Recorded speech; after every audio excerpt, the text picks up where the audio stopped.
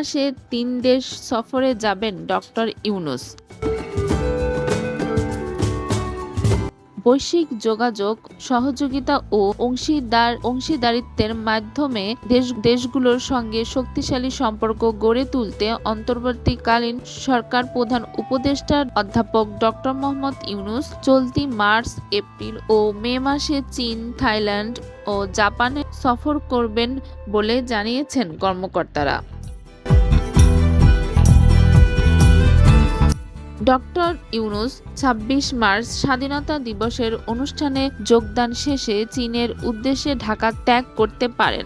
আশা করা হচ্ছে ২৮ March বেইজিংয়ে doctor Yunus এবং চীনের প্রেসিডেন্ট শি জিনপিংয়ের মধ্যে দ্বিপক্ষীয় বৈঠক হবে।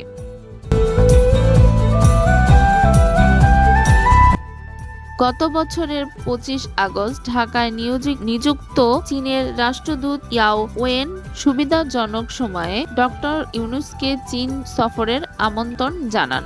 একজন ঊর্ধ্বতন কর্মকর্তা জানিয়েছেন, আপাতত এই সফরের প্রস্তুতি চলছে। প্রধান উপদেষ্টা ডক্টর ইউনূস ২৬ মার্চ ঢাকা ত্যাগ করতে পারেন।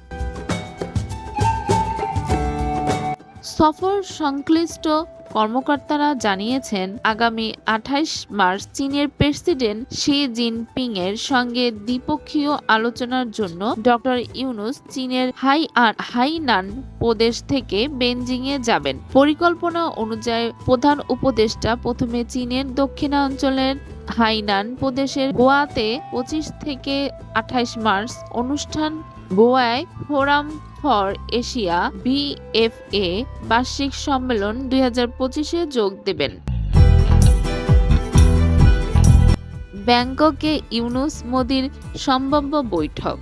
থাইল্যান্ড বিমস্টেকের ৬ষ্ঠ শীর্ষ সম্মেলনের আয়োজন করবে এবং ৪ এপ্রিল বাংলাদেশ পরবর্তী চেয়ার হিসেবে দায়িত্ব গ্রহণ করবে। শীর্ষ সম্মেলনের আগে ৩ এপ্রিল মন্ত্রী পর্যায়ে বৈঠক হবে।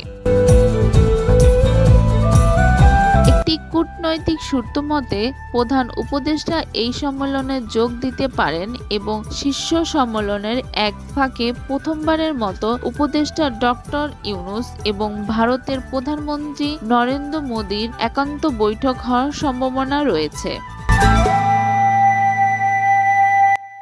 জাপানের সঙ্গে আলোচনা। চলতি বছরের ফেব্রুয়ারিতে জাপানের পররাষ্ট্র বিষয়ক পার্লামেন্টারি ভাইস মিনিস্টার ইকো-ইনা আকিকো টোকিওতে ২৯ ও ৩০ মে অনুষ্ঠানে নিকেই ৩০তম ফিউচার অব এশিয়া ইভেন্টে যোগ দিতে অধ্যাপক ইউনূসকে জাপানের সফরের আমন্ত্রণ জানান।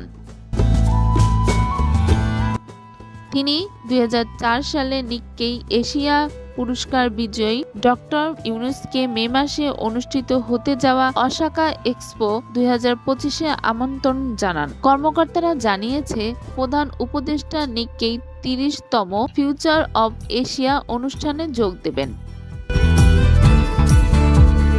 ডক্টর ইউনূস ও জাপানের প্রধানমন্ত্রী শিগেরু ইশিবার মধ্যে একটি দ্বিপক্ষীয় বৈঠক আয়োজনে উভয় দেশেই কাজ করছে।